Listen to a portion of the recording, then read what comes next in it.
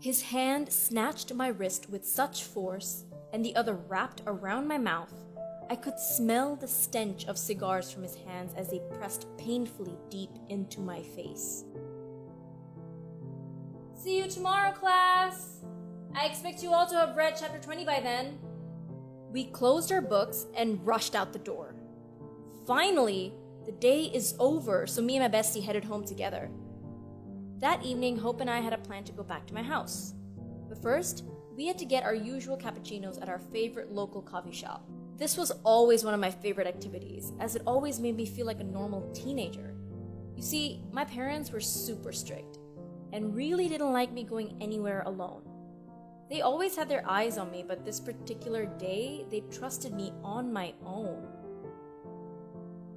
While waiting in line, I noticed a strange man standing awfully close behind us.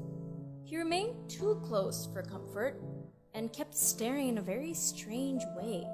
I chose to ignore it, as I thought it might just be a homeless person, and shrugged it off. The lady at the till greeted us nicely, had small talk with us, and so we went on with our business before grabbing our drinks and heading out the door. "Stop. Look. There's a man in front of us."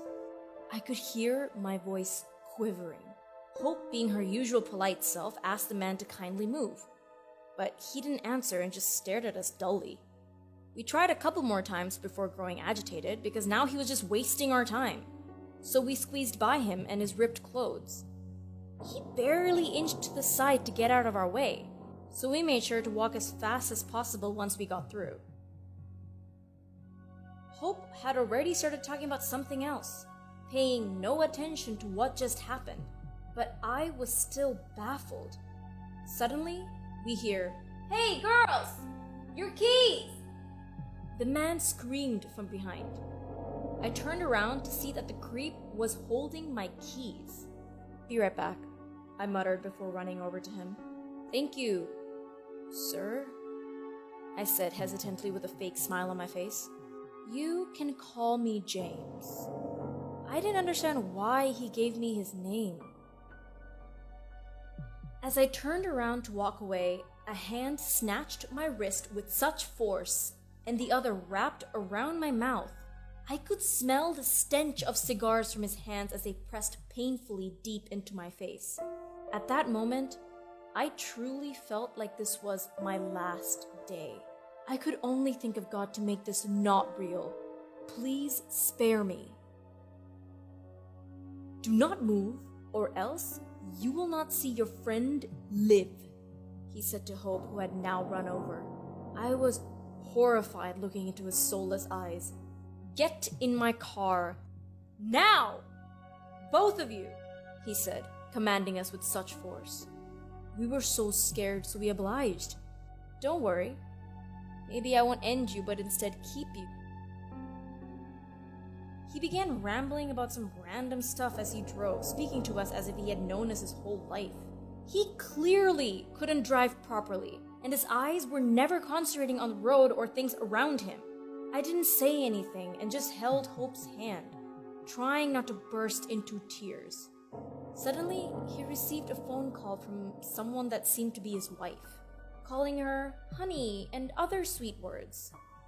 Who would have known this man would be so evil?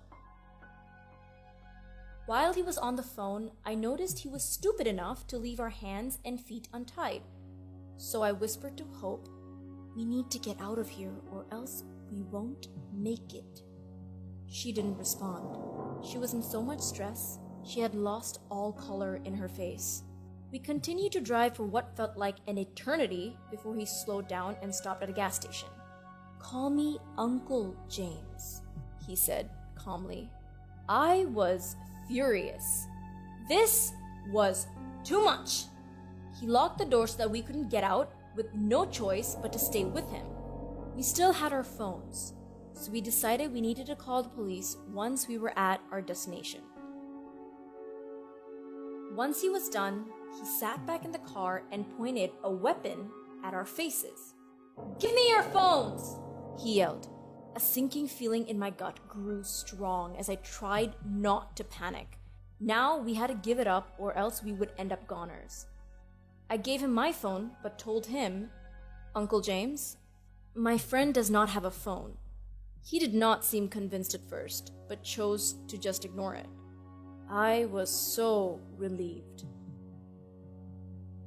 After what seemed to feel like another eternity, he slowed down at what looked like a big farm. It was run down, dirty, and awfully dull. He turned the car in and parked near a barn. He had made the mistake of leaving us all alone while locking his car door, so I knew this was our chance to call the police. We quickly dialed 911 and informed them on the situation and pleaded for help. We kept the phone on so they could easily track our location, and within 5 minutes, they had arrived. We were surrounded by sirens and blinding lights of red and blue. We were so terrified as we had never seen the cops before.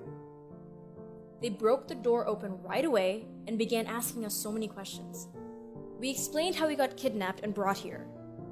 They searched the barn and the whole farm, but the man had heard sirens and somehow managed to escape. So just like that, they asked for our addresses and we were sent home.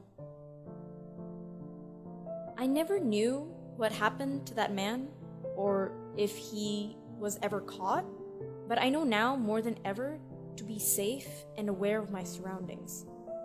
Always trust your parents and listen to them when they say, "Do not talk to strangers." Trust your gut with people and act fast when something does not seem right.